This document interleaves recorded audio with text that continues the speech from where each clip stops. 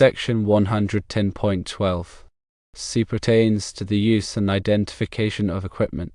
It states that electrical equipment shall be used in accordance with any instructions included in the listing or labeling.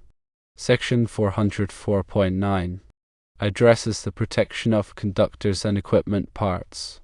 It generally states that where the end of a metal raceway or enclosure, or of a fitting connected to such raceway or enclosure, is the last point of electrical continuity between the device and the circuit, a listed strain relief shall be provided.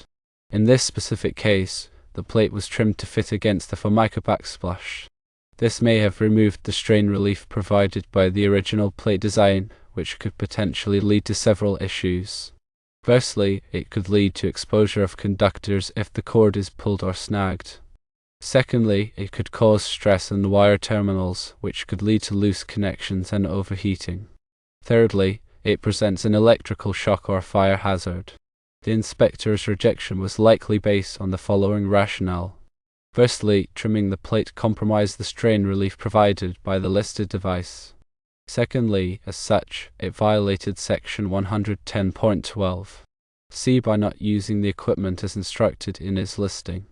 Thirdly, the potential for electrical hazards, such as exposure of conductors and loose connections, violated Section 404.9 by not providing adequate protection for the conductors and equipment parts.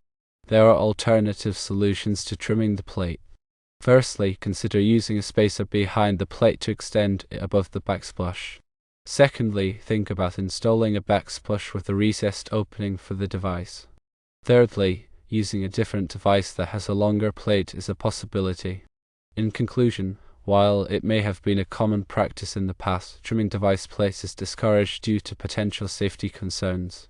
The inspector's rejection was based on valid code requirements and the intent to maintain electrical safety and prevent hazards.